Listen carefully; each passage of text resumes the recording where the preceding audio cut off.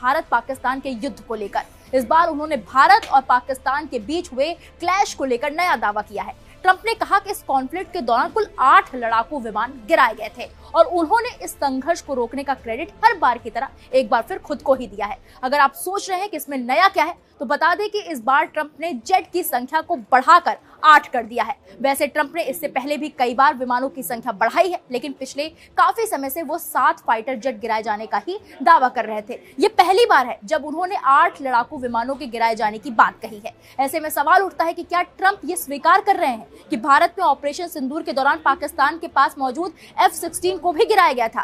पहले ट्रंप का बयान देखिए। ट्रंप ने कहा, दुनिया में अमन लेके आया, बस ये अमन जो लेके आया, ये वो जो अपनी प्रोफाइल बढ़ा रहा है, ये वो जिसे कहते हैं ना, ये हमें उसको देखना चाहिए। That is one thing. The second most important thing is कि इंडिया कभी जवाब नहीं देता इस चीज को। बहुत सारे लोग कहते हैं इंडिया के अंदर जवाब देना चाहिए, बहुत सारे लोग कहते हैं नहीं जवाब देना चाहिए। हमें क्या जरूरत है जवाब देने की? इसको जो है रहने दो, करता है करने दो। हमें क्या जरूरत है इसके साथ इंगेज होने की? हमें क्या जरूरत है इसके साथ इंगेज होने की या बात करने की? हम क्यों इसको कराएं लिफ्ट? तो this is what is the most important point जो मुझे नजर आ रहा है, वो ये है। वो कहते हैं भाईजान आप इंगेज ही ना हो इनसे, आप इनसे कोई बात ही ना करें, क्योंकि बात करने का इनसे कोई फायदा ही नहीं है। ये वो ऐसे प्लेयर नहीं है कि हम इसको कहेंगे और ये मानता जाएगा एंड ऑल दैट। सो मुझे ऐसे लगता है अचानक कल ये खबर आती है कि इंडिया और इजराइल ने भी एक बहुत बड़ी डील साइन कर ली है।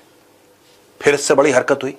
सरहद पार पाकिस्तानियों ने इसके ऊपर बड़ा डिस्कशन शुरू करा और आज मैं चाहता हूं कि पाकिस्तानी भी सुने मैं क्या बोल रहा हूं।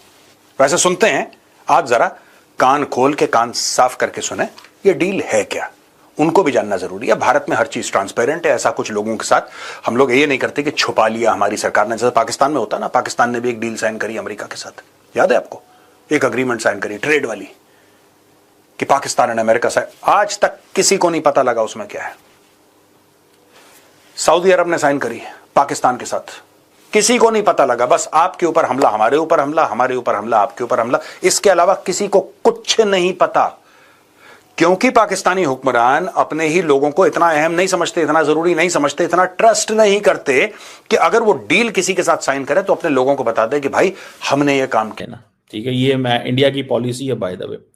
अब मैं देख रहा था कि जो अमेरिका ने इंडिया के अंदर जो एम्बेसडर लगाया है, वो एम्बेसडर जो है वो अच्छा इंटरेस्टिंग पोजीशन है। वो एम्बेसडर क्या है? वो इंडिया का एम्बेसडर है एंड स्पेशल एनवॉय भी है। होता वो अमेरिका में, मेरा ख्याल है। He is not there in India mostly.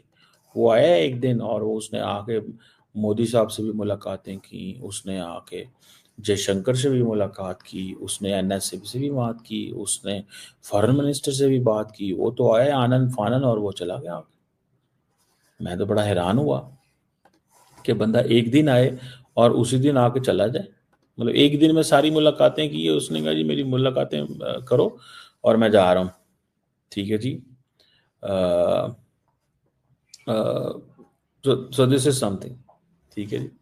बहरहाल what I understand so far in my assessment, India America ताल्लुकात जो हैं they are going to go up, not now but after some time. उसकी वजह क्या? उसकी वजह ये है कि दोनों मुल्कों के अंदर पोटेंशियल है काम करने की आज। और दूसरी बात एक और चीज़ भी है, द डेमोक्रेट्स जेलसली उन्होंने गार्ड किया है इसको। डेमोक्रेट्स ने जेलसली गार्ड किया है इस चीज़ को, इस ताल्लुक को कि रिलायबिलिटी। दोस्तों, भारत ने यूएस के साथ डील तो साइन कर ली, लेकिन बार बार ये जो देखिए, ये जो वर्ड्स है ना, ट्रस्ट एंड रिलायबिलिटी, ठीक है, high degree of trust and reliability, ये बार बार इसको मेंशन करना, trust and reliability, trust and reliability. He described India-Israel cooperation on the counter-terror front as essential and said the two sides should work for ensuring a global approach of zero tolerance towards terrorism in all its forms and manifestations. Acha, we discussed ways to cooperate and confront our common challenges, especially the mutual threat of terror. We are building a long-term strategic partnership between Israel and India. दोस्तों, आपको एक बात पता है? आप सोचिए, operation सिंदूर पाकिस्तान के खिलाफ था, राइट? और उन्होंने ऑपरेशन बुनियान अल मरसूस, वो उन्होंने भारत के खिलाफ। अब जब इजराइल बीच में आया क्या आपको ऐसा लग रहा है, आप सोचिएगा खुद, and I want you to write in the comments, कि आपको ऐसा लग रहा है कि Pakistan is actually on the side of Israel? Is getting the fifth largest economy, 4 trillion, 1.4 billion population, market $200 अरब. मतलब व्हाट वाज द लॉजिक कि ट्रम्प ऐसे करता जो उसने इंडिया के साथ किया? इंडियंस को ये था, और इंडियंस वर कॉन्फिडेंट. ठीक है जी, इंडियंस वो कर रहे थे उस चीज, लेकिन वो भाई पड़ गया. उसने कहा जी तुम तो हमें लूट रहे हो. ठीक है, उन्होंने कहा जी फेयर एनालिसिस असेसमेंट करो. ऐसा मिल रहा है. इसलिए मैं ओवरऑल पर्सपेक्टिव आपको समझाना चाहता हूं दोस्तों, बहुत जरूरी है. ये देखिए, the ministry of external affairs said in a statement that the two foreign ministers discussed wide ranging agenda including political, security, agriculture, trade and investment, defense and people-to-people ties, as well as critical emerging technology, semiconductor, cyber security and AI. ये तो इन्होंने जो discuss करा वो है, ये बहुत जरूरी है. NDTV exclusive, Israel calls